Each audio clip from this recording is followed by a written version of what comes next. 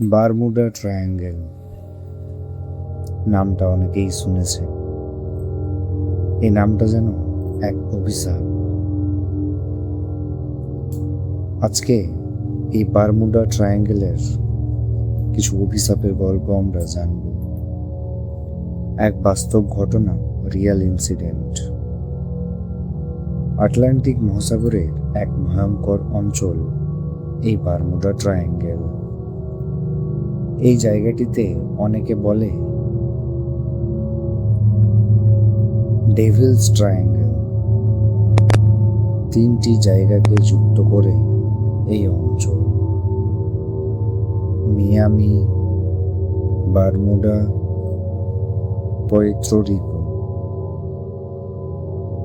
বহু বছর ধরে এখানে অজস্র জাহাজের আর বিমান হঠাৎ করেই হারিয়ে গেছে। কোনো ধ্বংসাবশেষ নেই, কোনো সংকেত নেই, যেন তাদের পৃথিবীতে কখনো অস্তিত্বই ছিল না। 2003 সালের শেষ দিক ভারতীয় গবেষণা সংস্থা ইন্ডিয়া ওশেনিক রিসার্চ ইনস্টিটিউট সিদ্ধান্ত নিল এই রহস্যের শেষ পর্যন্ত যেতে হবে। তাদের নতুন গবেষণা জাহাজ সমুদ্রদর্শী তার জন্য প্রস্তুত করা হলো। এই অভিযানের নেতৃত্বে ছিলেন বিখ্যাত সমুদ্র বিজ্ঞানী ডক্টর অরিন্দম সেন। তার সঙ্গে তার আরও 4 জন সহপাঠী ছিলেন।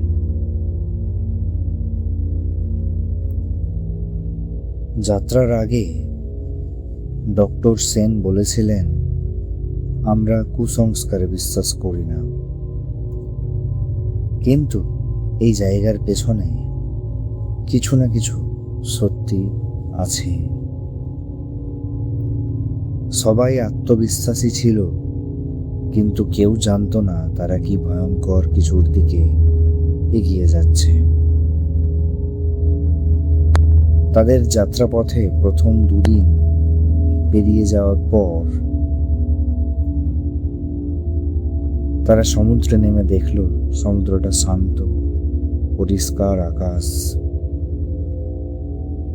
তৃতীয় দিনে তারা প্রবেশ করল বারমুডা ট্রায়াঙ্গেলের মূল এলাকায়।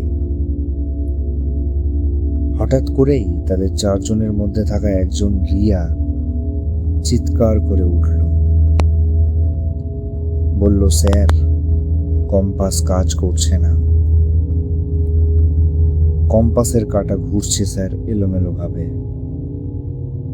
জিপিএস সিগন্যাল বারবার হারিয়ে যাচ্ছে। মীরা রেডিওতে যোগাযোগ করার চেষ্টা করল, কিন্তু শুধু একটা অদ্ভুত শব্দ ভেসে এলো। শব্দটা এরকম ছিল, কেউ যেন বলছে, তোমরা ভুল জায়গায় এসেছো। 4 জন সহপাঠীর মধ্যে একজন কবির ছিল। সে বলল, কেউ মজা করছে নাকি? কিন্তু মীরা মাথা নাড়ালো না। সে ইঙ্গিত দিল, না, কেউ মজা করছে না। এই ফ্রিকোয়েন্সিতে কেউ নেই। সন্ধ্যা নামতেই সমুদ্রের রং যেন বদলে গেল। জল যেন অদ্ভুত সবুজ আলো ছড়াচ্ছে। তাদের সহপাঠীর মধ্যে একজন সোহম, সে বলল, এটা কোনো রাসায়নিক বিক্রিয়া হতে পারে। কিন্তু তার গলায়ও ভয় স্পষ্ট। হঠাৎ করে কুয়াশা নেমে এলো, আর সেই কুয়াশার মধ্যে দেখা গেল দূরে যেন আবছা আবছা একটা জাহাজ। তারা 4 জন এবং স্যার নিয়ে তাদের সবার মধ্যে এক কৌতূহল সৃষ্টি হল। জাহাজটা দেখতে পেল পুরনো, ভাঙা, কিন্তু ভাসছে। ডক্টর সেন দূরবীন দিয়ে দেখে বললেন, এটা তো অসম্ভব। এই জাহাজের ডিজাইন এটা আজ থেকে প্রায় 1940 দশকের ডিজাইন। তারা সেই জাহাজের কাছে যেতে চাইল, কিন্তু জাহাজটা ধীরে ধীরে যেন সেই কুয়াশার মধ্যে মিলিয়ে গেল।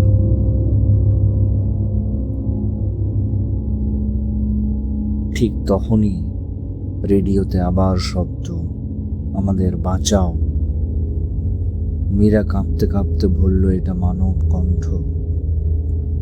তারা ঘড়িতে দেখে রাত তখন 1টা। হঠাৎ জাহাজ থেমে গেল, ইঞ্জিন বন্ধ হয়ে গেল। কবির চেষ্টা করেও কিছু করতে পারছে না। ডেকের ওপর যেন পায়ের শব্দ হতে স্টার্ট করল। সবাই বাইরে বেরিয়ে এলো, কিন্তু ডেকের ওপর দেখলো কেউ নেই। হঠাৎ মীরা চিৎকার করে উঠল, ওখানে কে? তারা দেখতে পেল কুয়াশার মধ্যে একটা ছায়া, মানুষের মতো কিন্তু স্পষ্ট নয়।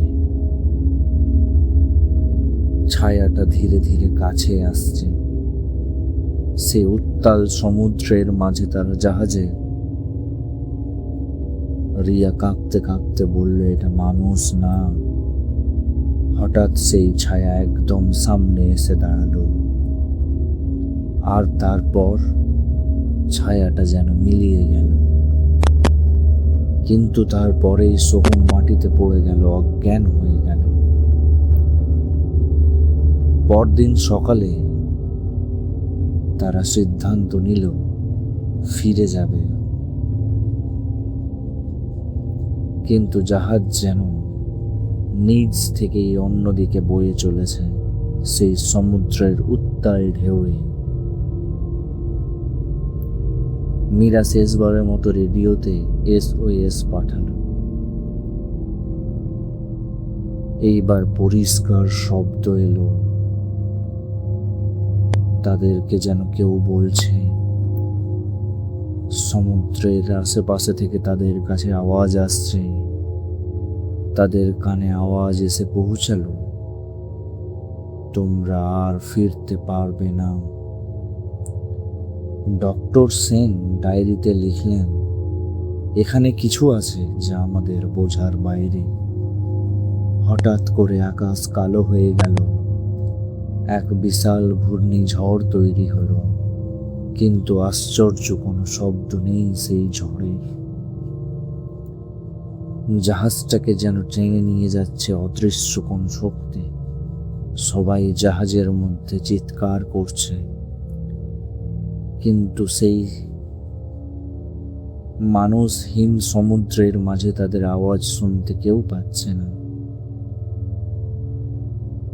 কয়েকদিন পর আমেরিকার কোস্ট গার্ড সমুদ্রের একটা পরিত্যক্ত জাহাজ খুঁজে পেল। সেটা ছিল সেই সমুদ্রদর্শী। জাহাজে সবকিছু ঠিক আছে, খাবার, যন্ত্র, নথি সব ঠিক আছে, কিন্তু সেই জাহাজে সেই যে 5 জন জাহাজের আরোহী ছিল তারা কেউ নেই। সেই তারা ডক্টর সেনের ডায়েরির খুঁজে পেল সেই জাহাজের মধ্যে। ডায়েরির শেষ পাতায় লেখা, আমরা একা নই, তারা আমাদের দেখছে, তারা আমাদের নিয়ে যাচ্ছে। থ্যাংক ইউ বন্ধুরা। আজকের ঘটনাটা পুরোপুরি এক বাস্তব ঘটনা। শেষ অবধি গল্পটা শোনার জন্য অসংখ্য ধন্যবাদ। আবারও নিত্য নতুন রিয়েল ইনসিডেন্ট, বাস্তব জীবনের ঘটনাগুলো ঘটে যাওয়া শোনার জন্য অবশ্যই চ্যানেলটিকে সাবস্ক্রাইব করবেন। ধন্যবাদ।